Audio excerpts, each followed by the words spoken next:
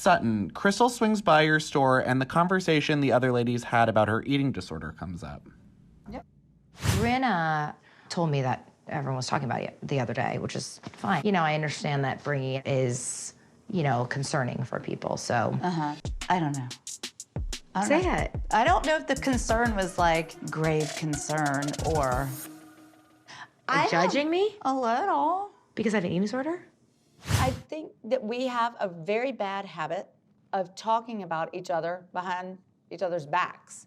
And I had been the brunt of it for a few months. Yeah. Thank you, Crystal.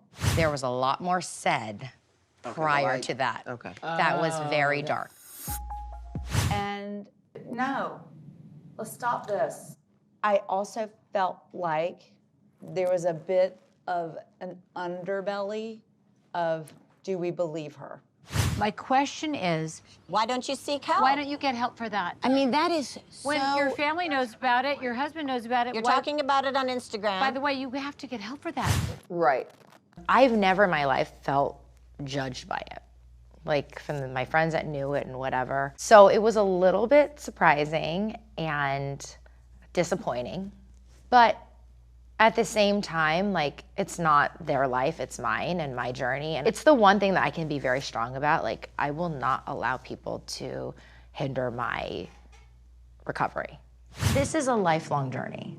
It's a disorder. Right. I'll make sure to take a page out of their perfect plan They book. don't have any problem. I'm sure I won't have this like in a week. I'm sure it's gonna be gone. Yeah. This is a very specific thing for her. And who are we to come in and tell her how to do it? I have to say, you're talking to people, you know, who did seek therapy, and it's helped a lot. And so, you know, if I'm critical for, you know, saying that I believe she should look to try and get better, especially if she's struggling, then I'm okay being critical or being called critical. I want her to be healthy. I want her to feel like there is hope. You know, having judgment on anyone's recovery, eating disorder or other, you know, can feel very overwhelming, and it can actually make people backtrack. It's just another barrier. And I'm strong enough in my position about it, but a lot of people are not.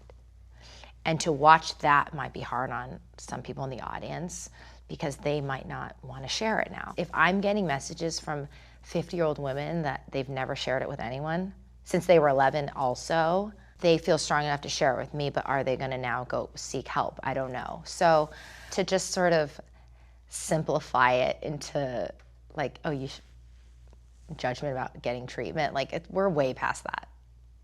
You know, we're way past that.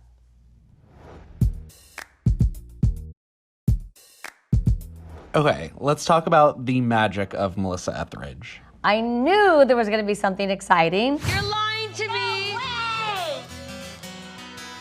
I would dial the numbers just to listen to your breath, just to reach you, just to reach you. When Melissa Etheridge came out, oh my gosh. I mean, I'm a huge fan of Melissa Etheridge. The energy was so intense in the room seconds before Melissa came out on stage. I will let it go. I sent Harry a very thoughtful text. No, you didn't. I don't think your issue will ever be put to bed. And the second she sang her first word, Everyone the started energy singing. completely changed. When I get it, I will let it go.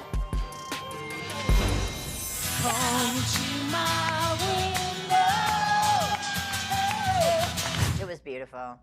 It was PK's idea to have Melissa Etheridge. She's iconic, she's incredible, and we're both so grateful that she was generous enough to actually come perform in our living room to just a handful of our friends. So I didn't tell any of the ladies. Now, of course, minutes before she's about to come on, and we have the whole evening planned, a fight erupts. You're gonna make me do this across a table? I'll do it. Guys. And they're screaming back and forth, and I'm sitting there, and the party planner, Nick, comes whispering in my ear. He's like, okay, she's coming out in 30 seconds. And I'm like, What am I supposed to do? How do I tell these ladies to be quiet, especially when they're in the thick of it, you know? So basically I just said, ladies, please, you just have to stop, you know? There's a surprise. Hold on, guys, put a pin in it for just a minute. And out comes Melissa. You're lying to me. Who the hell is that? Melissa Etheridge. I was very surprised. I did not expect it to be Melissa Etheridge, and that was awesome. First of all, girl crush for a long time. So I was dying.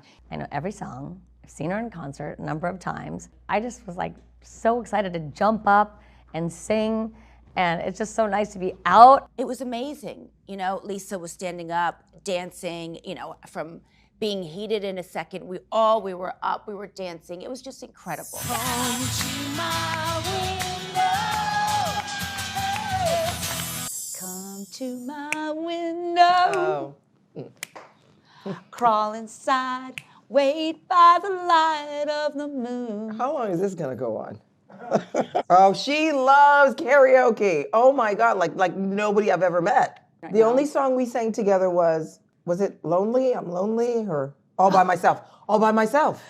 All by myself. Don't wanna don't wanna be. The single girls. We are all by ourselves, which Melissa kind of was too for a while. Etheridge? I think she's got a girlfriend now. Oh, okay. This is how our conversations go. That's why we're friends. Yep.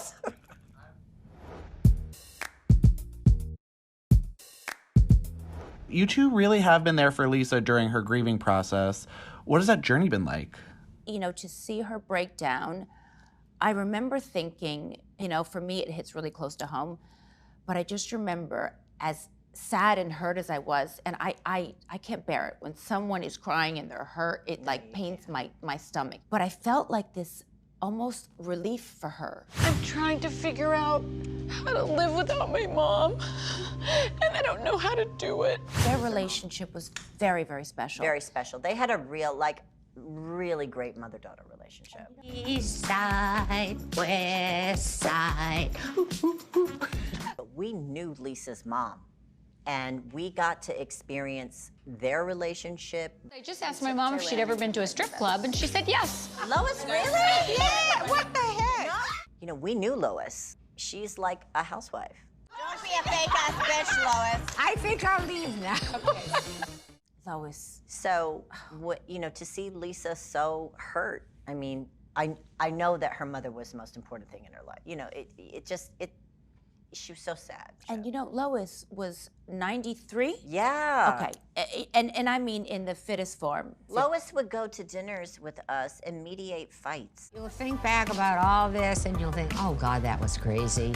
Yep. And then you wake up and you're 81 and you think, You're 91. Remember? Actually. Yes, and she would wear leather pants, right, and a heel, and full face. Right, and then tell us what we were all ridiculous. Yes. Lois, what do you think of all this? I think it's. I want to hear what Lois.